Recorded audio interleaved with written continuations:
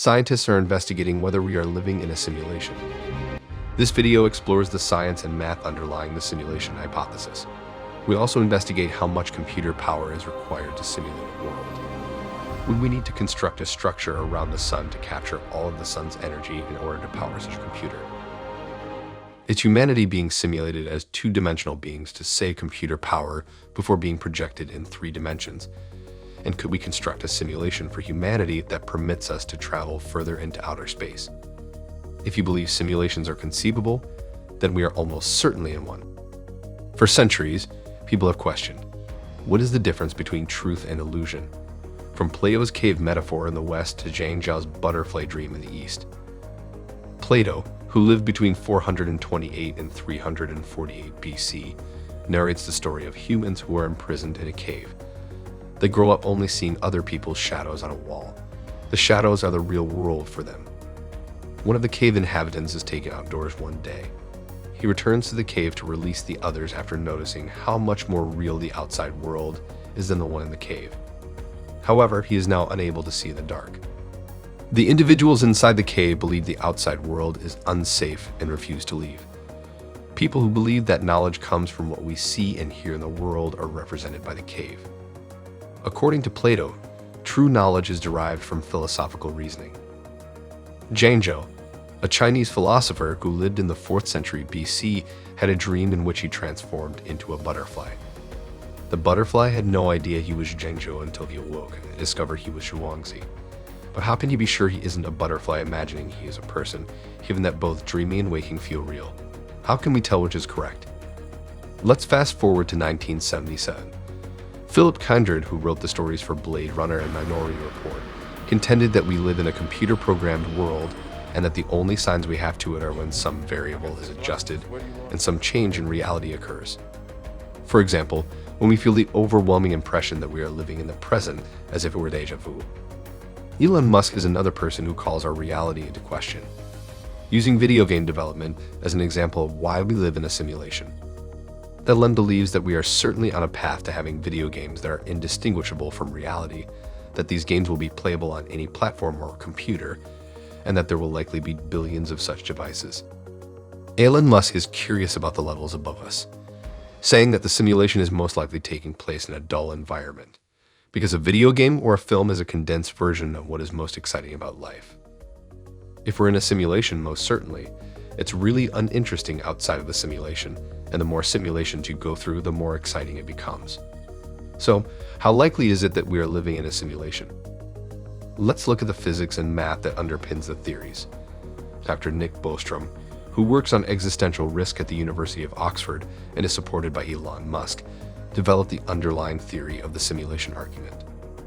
He offers 3 scenarios. 1, before building a replica of another universe, the human species will become extinct. 2, advanced civilizations capable of making simulations are not interested in simulating their evolutionary history or a variant of it. 3, the probability that we are living in a simulation is close to 1, as we nearly definitely are. According to Dr. Bostrom, because so little is known, we must presume that each has an equal chance for the time being. Elon Musk strongly advises everyone to read Dr. Nick Bostrom's book Superintelligence: Paths, Dangers, and Strategies. If we can develop a simulation, the chances of us being in one grow dramatically. Let's investigate why. When would we be able to develop a simulation? To figure this out, we only need to look at video games and estimate how soon we might be playing and living in virtual worlds that people can't tell apart from the real ones. Elon Musk claims that we have progressed from playing Pong, which is 2 blocks and a dot, to today's hyper-realistic games with millions of participants in just the last 50 years. He was on to say that even if the rate of video game improvement slows by 1,000% from where it is now, picture being 10,000 years in the future and having simulations that are nothing on the evolutionary scale. However, humanity will reach a stage sooner than that when the growth of technology becomes unmanageable, at which point human society will transform in unpredictable ways. We will be able to make such strong video game simulations that the artificial intelligence living within them will believe is their reality. In addition, artificial intelligence would construct games and virtual worlds with numerous levels of simulations. If only one of the million universes is the real world, the base reality, the probability that we are in the base reality is 1 in a million. So, if humans can create a simulation, the likelihood that we are in one grows. Elon Musk claims that the chances of us being in the basic reality are 1 in billions. Astronomer Dr. David Kipping has narrowed it down to 2 options. There are either no simulations or multiple simulated realities and one base reality. When there is no information to determine the possibility of anything being true, all possibilities are regarded equally likely.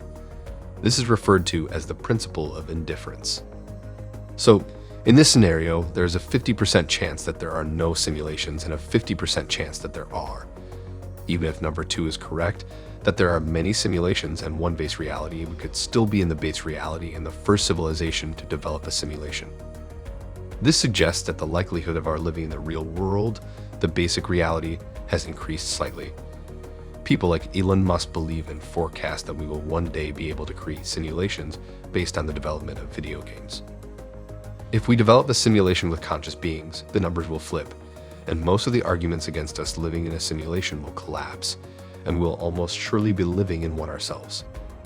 The scientists working on proving if we are in a simulation will be up next. The reasons why humans are not in the simulation, as well as the costs of developing a computer strong enough to run a simulation of the universe. Is it feasible to determine whether we are in a simulation? Work is being done to determine whether the simulation hypothesis is correct.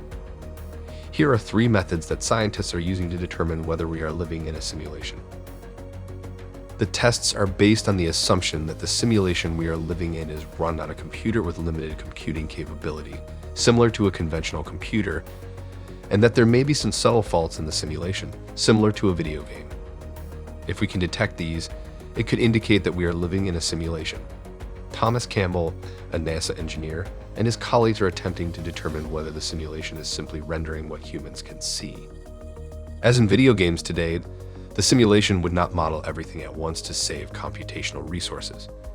It is the technological manifestation of the philosophical concept known as solipsism.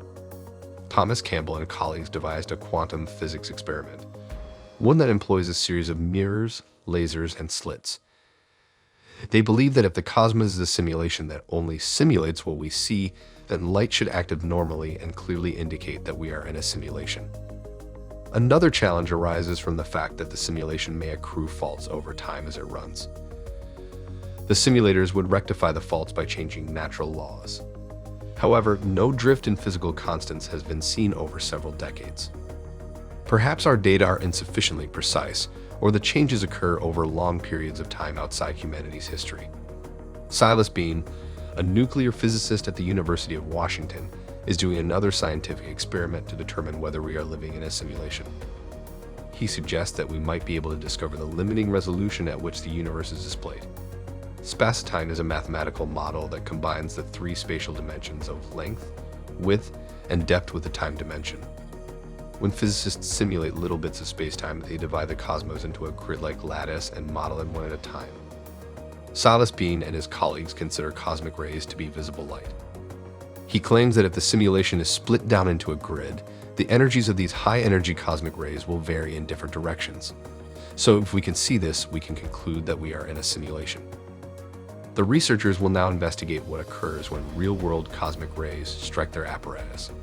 Cosmic rays, on the other hand, only strike a square kilometer of Earth once every 100 years.